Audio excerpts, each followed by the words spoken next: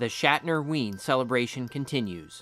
Every week this month, I'm reviewing a horror film that features a legendary William Shatner. Up next is The Horror at 37,000 Feet, a made-for-TV movie from 1973. Now right off the bat, the title seems to be a play on the classic Twilight Zone episode, Nightmare at 20,000 Feet, which featured the man himself.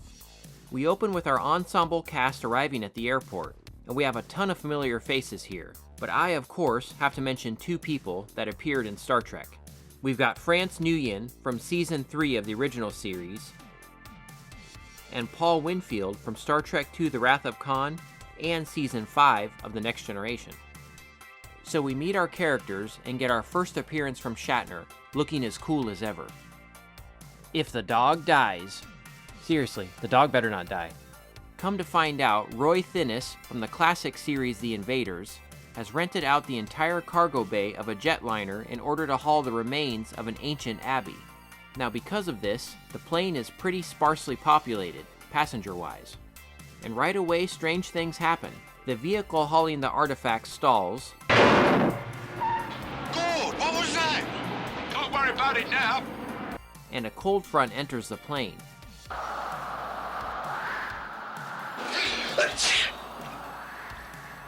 It really freaks out the professor from Gilligan's Island. Are you kidding? We've just been hit in the face by some of the North Pole. So the plane finally takes off, and we get to know our ensemble cast.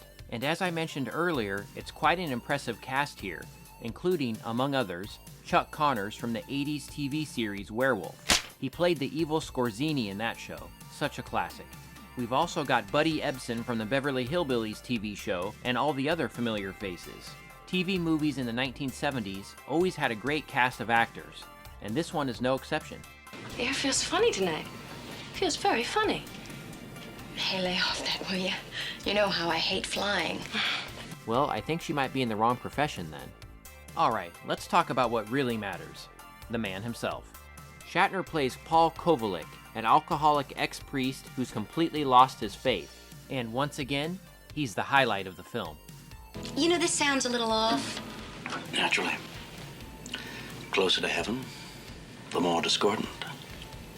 Oh, man, why don't you just put me on your back and walk us across the water? There was a time. Now I'd sink. Strange things happen as the plane makes its flight, and one passenger in particular seems to be singled out.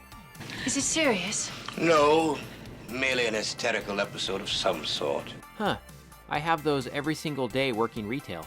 The plane ends up stuck in some sort of wind vortex where it's circling around and basically trapped in the sky. The terror escalates as the evil force fully unleashes from the cargo bay, and unfortunately, the poor dog that they stuck down there doesn't make it. But don't worry, Shatner's gonna make this demonic force pay for what it's done. The evil rips through the floor, and the passengers find themselves in a struggle to survive.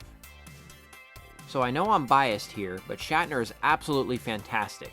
The movie really comes to life whenever he's on screen, and I love his jaded character.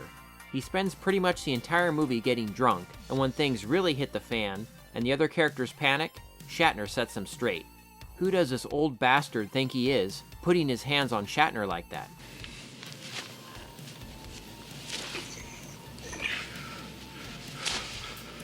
Damn right.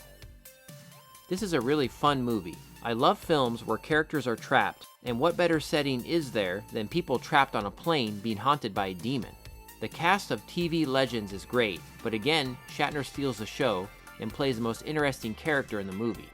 Shatner's even got some monologues about the ancient druids that sound like they're right out of Dr. Loomis's speech from Halloween 2. It's good stuff.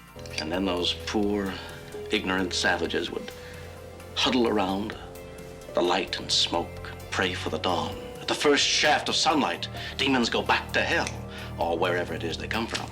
The film is short, only like an hour and 15 minutes long, so it's a breezy watch. It's well directed and shot, and maintains a nice atmosphere throughout. It's also got some interesting things to say about human beings, panic, hysteria, and all that stuff. But most importantly, it's a ton of fun. Now the DVD is still readily available. There are no special features at all, but the quality is great.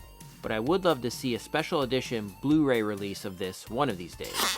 So check this one out and let me know your thoughts in the comments. Next week, I'll be taking a look at a cult classic from the 70s. It's actually my favorite non-Star Trek Shatner movie. So thanks for joining me, and stay tuned for more Shatner-Ween.